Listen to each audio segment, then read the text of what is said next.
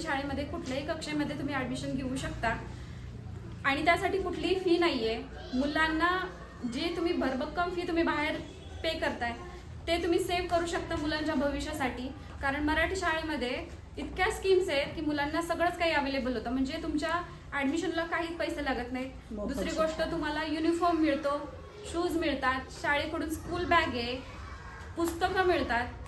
इतक्या बरं ह्याच्या व्यतिरिक्त तुम्हाला एक्झाम्स आहेत, पोषण आहार आहे, पुन्हा शिष्यवृत्तीच्या स्कीम्स आहेत ज्या बाहेरच्या शाळांमध्ये अवेलेबल नाही आहेत. जसं की जवाहर नवोदय विद्यालयाची परीक्षा असते, प्रज्ञाशोध आहे, इतर भरपूर परीक्षा असतात. मुलांना कलागुण दाखवण्यासाठी वाव असतात. म्हणजे तुम्ही राज्यस्तरापर्यंत तुम्ही क्रीडामध्ये म्हणा किंवा तुमची कला असेल तुम्ही त्या पोचवू शकता.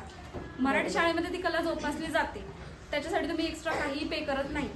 दुसरी गोष्ट ज्या पण आमचं वैयक्तिक हे होतं की आम्ही जी पण फी आम्ही यांसाठी भरली, आम्ही त्याचं आर्थिक गणित मांडलं.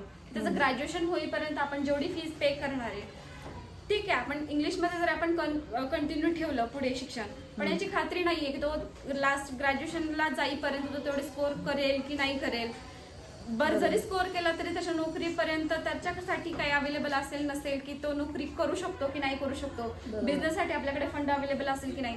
मग आम्ही डिसाईड केलं की त्याचं दरवर्षी जी आपण फी त्याला भरतो त्याच्या FDs करायच्या 15-16 वर्षांसाठी, जेणेकरून तो जेव्हा ग्रॅज्युएशन झाल्यानंतर जेव्हा तो बाहेर पडेल त्याने चांगला अभ्यास केला, तो चांगला घडला तर तो नोकरीसाठी जाऊ शकतो पुढे. हे पैसे त्याच्या भविष्यासाठी कामी येतील. पण जर तो नाहीच करू शकला तर हे जे साठवलेले पैसे तर त्याला पुढे उपयोगाला येतील, जेव्हा तो काहीतरी बिझनेस करू शकतो, स्वतःच्या पायावरती उभं राहू शकतो.